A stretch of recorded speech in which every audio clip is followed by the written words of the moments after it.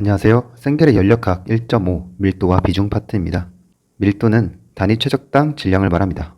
즉, 밀도는 질량을 최적으로 나눈 것이며 기호로는 ρ는 V분의 M 이라고 표현을 합니다. 반대로 비최적은 단위 질량당 최적을 말합니다. 즉, 비최적은 최적을 질량으로 나눈 것이고 기호로는 작은 V를 써서 이렇게 표현을 합니다. 결국 밀도와 비최적은 역수관계를 가지고 있습니다. 기체에 대해 밀도는 온도와 압력에 따라 변하는데요.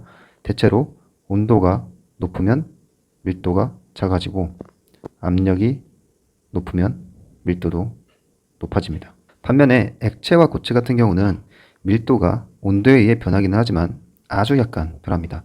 즉, 온도가 변한다고 해서 밀도가 크게 변하지 않고 약간만 바뀌는 그런 성질을 가지고 있습니다. 따라서 기체 같은 경우는 밀도가 변하는 물질이라고 보고 액체와 고체는 대체로 밀도가 일정하다라고 간주를 하게 됩니다. 비중 또는 상대 밀도는 어떤 물질의 밀도를 다른 물질의 밀도와의 비로 나타낸 값을 말하는데요. 보통 이 기준이 되는 다른 물질은 4도씨의 물을 사용을 합니다. 그리고 이 4도씨의 물의 밀도는 1000kg per m 세제곱이고요. 그래서 예를 들어 어떤 물질의 밀도가 500kg per m 세제곱이다 라고 하면 비중은 ρ 나누기 물의 밀도, 즉 500kg per m 세제곱 나누기 1000kg m 세제곱이어서 이 물질의 비중은 0.5라고 표현을 하게 됩니다. 이 비중은 영어로는 이제 specific gravity라고 표현을 하기 때문에 이 앞자를 따서 영어로는 SG라고 표현을 하기도 합니다. 즉 어떤 물질의 비중 SG는 이런 식으로 표현을 하게 되는 거죠. 이 비중이라는 단어에서 B라는 것은 비최적을 말할 때의 B와 같은 표현입니다.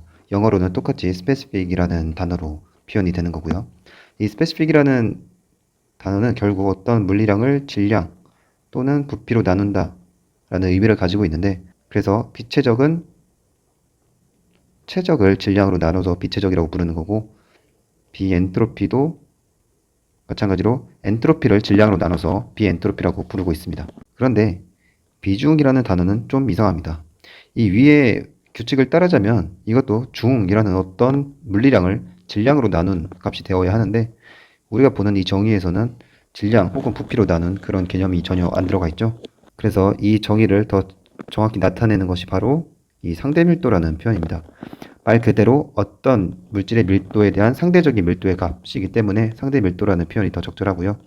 이걸 영어로는 relative density라고 부르기 때문에 앞자만 따서 RD라고 쓰기도 합니다. 즉 이런 식으로 표현이 되는 거예요.